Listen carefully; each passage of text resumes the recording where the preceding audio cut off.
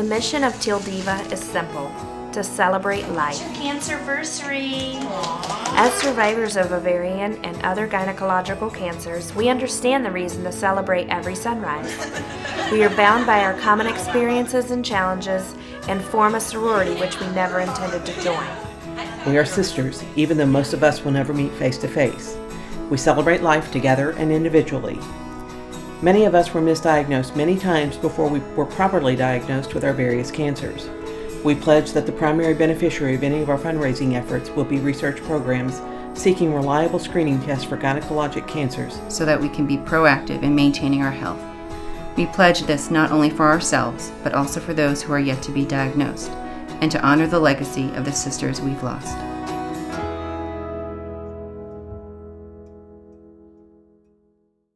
JJ and I met in 1995. Shannon and I met at Myrtle Beach South Carolina, on my senior week. on a graduation weekend trip. We hung out a little bit that week at the beach, found out that we were both from Charlotte. It was just time to say goodbye. I went off to college. He went back to college. And then didn't see each other for about, I think it was about 7 years. 7 years later, we were at kind of like an outdoor festival. And then just bumped into each other one night accidentally, and then we've been together ever since.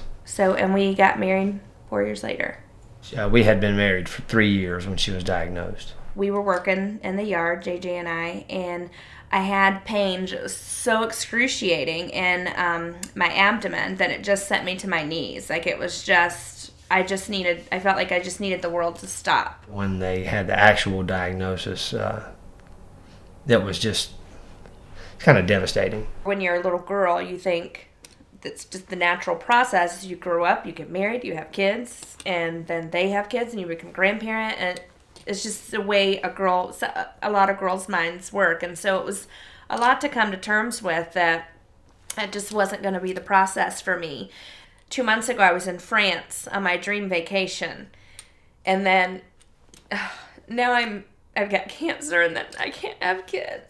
Anything she needed, I tried to provide. You know, if I was able to, just try to stay upbeat. I needed to feel normal and needed to feel okay, and we couldn't find it in any avenue that we tried. I just started writing down a concept. I wanted it to appeal to any person. I wanted Teal Diva, and then my husband helped with the diva part. I don't know where he got it from. She took it like with a positive note and decided to do something about it. My initial goal with Teal Diva was for me to meet one person that was going through what I was going through. A year into it, I met a girl, Erica, exact same situation as me. Me and my husband had just gotten married 6 months prior, and we wanted to start a family. So we thought we were going to start a new life and having kids involved, and instead I was waking up from surgery finding out I would never have my own kids. We all know what each other has gone through and what we're still going through. If I can continue to meet people or help one person or build a group of women that can help someone else, then I feel like it was worth it. I have met an incredible group of women that understand a piece of me that my lifelong friend will never understand. I would have given anything on the first day of chemo to meet somebody that had been through it. A group of us have gotten together and we put bags of gifts together for first-time chemo patients. And we go on the first day of chemo and we give that to them. Just because I have cancer, just because I'm bald, doesn't mean anything. I'm still beautiful. That sounds conceited, but I'm still beautiful. When you're faced with an urgent emergent situation, the best thing to do is to calm down and get a grip. I thought, wow, I wonder if I'll live 5 years. And I wonder if it's going to be worth living. Nobody understands it like the other people going through it. Even though I had the support from my family, I just never felt more alone to meet somebody that's been through it and is still here 5 years later. It really gives you hope. It's been a blessing just to have a place to go where you can talk to people who've been through the same things as you, and that just kind of understand the things you've been through and where you're coming from. And they're like family, and I'm able to help them, they can help me, and we're a sisterhood, and it's great. Awesome to have a support group. I wish I would have found him a year ago. They can understand on a level that your family never can. They can provide support and comfort about, I'm feeling this way, and they're like, that's completely normal, I feel the same way. You have a bunch of questions and emotions that happen all at the same time. Look at what you can take from their experience, the positive side of their experience, and apply it to yourself. It's survivorship, and we're in it together, and we're in it to win. It gives you, support and motivation to move forward and be positive and give back to other women who are doing the same and be able to tell your story and hope that it helps somebody in the same way that hearing others helped my own. Dear Cancer, tomorrow I hope to say goodbye for good. While it has been interesting getting to know you, and while I am forever changed by you, I am happy to part ways. I was extremely scared of you in September, but now I no longer fear you. I know that God gives me the strength to face you. He will not give me more than I can handle. You have scarred me not only physically, but emotionally. I've tried to overcome you by having a positive attitude and not let you get me down. You've made it tough. You've made my body weak. There are days I am physically tired and just plain worn out. Days I find it hard to lift a finger or even move a toe. And as of last night, I'm 37 pounds heavier. I absolutely hate the way I look and feel. You have given new meaning to soul searching. But on a positive note, you have given me the knowledge to help others. You have slowed me down, in a good way, by teaching me to appreciate life more. You have brought my husband and I closer together. You have reconnected me with people I otherwise may not have reconnected with. I've met other women who also know you personally. You made me a stronger woman. So farewell, Cancer. Thank you for the good. Thank you for the bad. Both are shaping me for the person I am meant to be. I will get there, and I'll be stronger when I do. Shannon.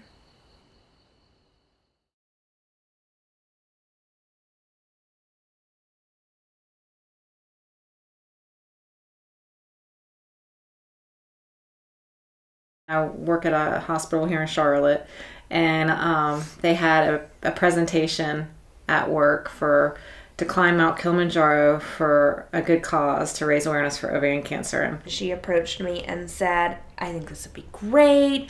I think we should do it. And I was like, so I'm not going to have to go rock climbing or anything. And she's like, no. And I mean, she's selling the whole experience. And I'm like, the more she said it, and I was like, I think I could do that. I said, Kilimanjaro? And she said, yeah.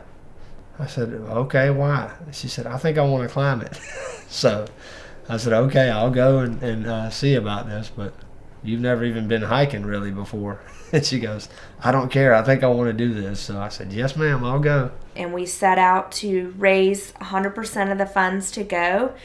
In doing that, we are able to share the story and talk about the symptoms of ovarian cancer and get in front of people we otherwise wouldn't have gotten in front of. When I climbed Mount Kilimanjaro, I had no idea it would be almost an exact replica of going through treatment for cancer. I felt every single thing in 1 week that I felt in 6 months of going through treatment. The oxygen level on Kilimanjaro is less than half of what we're accustomed to at basically sea level. Cancer was my mountain, and by climbing this mountain, it's changed my life. There is an end. You just have to start walking. It took 5 days to climb up and basically 1 day to get down. When we saw it, I thought, oh my gosh, we're getting ready to climb that. We got to a camp one day. We turned around and looked, and we were above all the clouds. You have to climb very slowly to acclimate to the altitude so you don't get sick. It was really a year and a half out from chemo. One would think, you're fine, but you still feel very fatigued. You walk at a snail's pace and you feel like you're running a marathon. You're breathing so deep and you're gasping for the amount of air that you need. It was probably about 3 hours into our ascent, our friends caught up to us. And at that time, a couple of the guides decided that because of the pace I was moving and the pace the group was moving, that JJ would probably be more likely to summit if he was with the faster paced group. There's so many people climbing the mountain at one time that I got split up from Shannon. We were separated from Shannon the summit night, and we all wanted, it meant more to us that Shannon make it, you know, than the rest of us. I was talking to my guide, and this was probably the biggest moment for me, because he's like, you know, I don't think you're going to make it. And I was like, what? And it was like the first person that said, I don't think you're going to make it. And so I started to cry because I didn't want to not make it. And I didn't want to let people down. And I felt like it was the same thing as going through treatment. I got very upset, thinking, I can't imagine what, 5 months of this must be like. You know, she's telling me that that's what she was experiencing through her treatment process. We got to our last camp where we had to acclimate to make our summit, and that's where it got tough for me. It was about 15,000 or feet. You could start, I could feel the altitude at that point. That's where most everybody started getting headaches. You just don't feel normal. You feel just out of sorts. I actually started thinking, do I have frostbite? Is this worth it? You know, what does frostbite feel like? Would I know if I was getting it? It's just so hard for me to understand that I couldn't breathe walking it, slowly. Your mind starts playing with you, and you're just like, I should just quit. The last night was probably one of the hardest, if not the hardest days of my life. I mean, it was tough for me. All the people that really kind of got behind us and rallied behind me to do this, I don't want to let them down. You just dig deep and find some inner strength in you that okay, I came all the way out here to do something, and I'm going to do this, and I can't quit. I have to fight until there's no fight left in me. So I thought, okay, I'm just going to go. I'm going to keep going. We both just helped one another up, and we did it. And I was really hoping to see JJ there, and I looked up and I saw them walking towards me. It was very emotional. I mean, I cried. I wept. It was not like just a little whimper. I mean, I wept. It was a good feeling to be able to hug him and know that we did this. We walked up, and I just remember hugging her. And I'm not a very emotional guy, but I can remember hugging her and crying, and that she summited the mountain. The day that we summited was my 2nd year anniversary of being diagnosed. That was, I think, very emotional for everybody, that she had pushed so hard and made it. The high that I got on being on top of it was the same high you get when you go to that doctor's appointment and they say your scans are clear. A lot of the things I used to worry about, I just don't anymore. I came to a realization going through this that it's not worth it, It's not worth worrying about. If you can do something like that, you can definitely get past a lot of the other little simple things in your life. To look back on what it took for me to do that mountain made me realize what it took for me to go through treatment. Some woman at some time availed herself and stuck out her arm and let them pump this horrible stuff through her veins. And because she did it, I have a better chance. So I hope they learned something from me that helps somebody else. A negative thought always pops in your head, and the difference is letting it control you and take over you versus just moving forward. And your best way to get out of it is to talk to someone who can understand. You have to be willing to get up in the mornings, keep your routine, stay active. Keep yourself healthy. Keep yourself moving forward at all times. I'm going through some things. I might be in pain, but I am great because I'm alive. You could be the toughest person in the world. You could be the healthiest, and you could work out every single day. None of it matters if you don't have what it takes on the inside. I am a fighter. I'm a survivor. I am a survivor. I'm a fighter. And I am a Teal Diva. And I'm a Teal Diva. I am a Teal Diva. And I'm a Teal Diva. I am a Teal